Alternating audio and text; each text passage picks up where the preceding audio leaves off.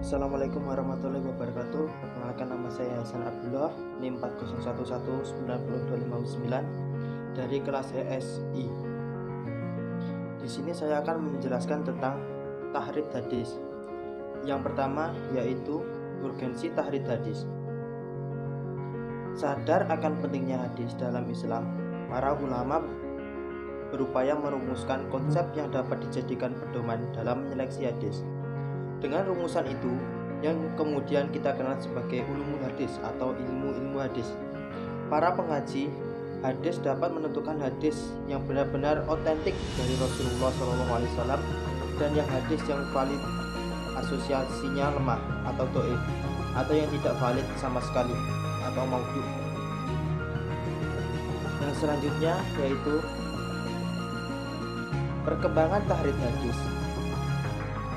Tahrid merupakan derivasi dari kata khoroja yang berarti keluar atau kebalikan dari dukhul yaitu bermakna masuk. Kata khoroja bersifat lazim atau intransitif dan ketika ain fil-nya digandakan atau ditasydid ia menjadi mutaaddi atau transitif yang dengan sendirinya mengubah arti. Tahrij menurut etimologis bermakna mengeluarkan. Selanjutnya, metode tahrid hadis. Metode tahrid hadis di sini ada 5. Yang pertama, metode indeks nama sahabatnya. Metode indeks nama sahabatnya. Metode ini digunakan ketika nama perawi sahabatnya diketahui. Pengguna metode ini harus meyakini terlebih dahulu sosok sahabat yang meriwayatkan hadis yang akan ditahrid. Itu kemudian melakukan penelusuran hadis pada buku atau literatur yang metodologi penulisan hadisnya berdasarkan urutan nama-nama sahabat. Selanjutnya yaitu metode indeks kata. Metode indeks kata ini digunakan dengan cara mencari kata-kata yang menjadi kata kunci dalam indeks hadis. Yang dimaksud dengan kata kunci adalah kata yang terdapat dalam matan hadis dan tidak banyak digunakan dalam ungkapan sehari-hari. Selanjutnya metode tematis hadis. Metode tematis hadis ini digunakan oleh orang-orang yang memiliki cita rasa. Inilah yang memungkinkan menentukan tema bagi hadis yang sedang dikaji.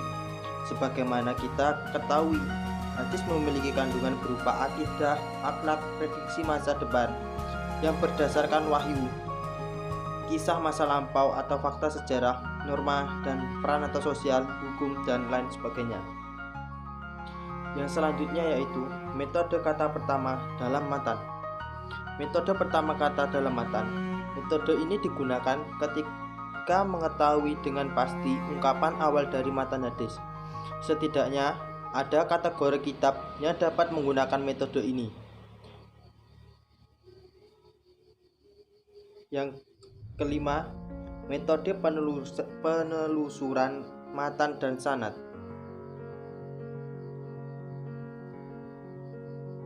Metode ini, beberapa kitab atau literatur mengoleksi hadis memiliki kekhasan tersendiri. Kekhasan itu bisa ada dalam sanad maupun matan hadis. Jika hadis yang dikaji memiliki ciri dan tanda kepalsuan, maka kita dapat melakukan penelusuran dalam kitab yang khusus mengumpulkan hadis yang palsu. Selanjutnya yaitu prinsip tahrid hadis. Prinsip tahrid hadis 1. Tahrid bersifat mandiri atau istiqlal. Dalam artian kajian dilakukan pada satu sanad periwayatan dan penilaian diberikan pada sanad yang dikaji itu tanpa harus meneliti seluruh sanad yang ada. Yang selanjutnya, sebanyak mungkin informasi terkait hadis yang ditahrid atau yang dipaparkan.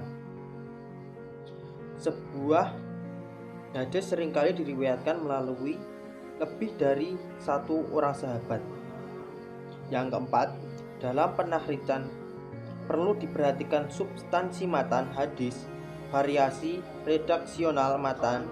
Jika terdapat lebih dari satu periwayat, kajian atau sanad berupa biografi beserta kualitas para perawi, kajian atas kata-kata yang unik dan tidak lumrah atau ghoirbah al-laf. Poin terakhir yaitu manfaat tahrir hadis. Manfaat pertama yang kita ambil dari tahrir hadis yaitu diketahui letak hadis yang dikaji pada sumber-sumber primer.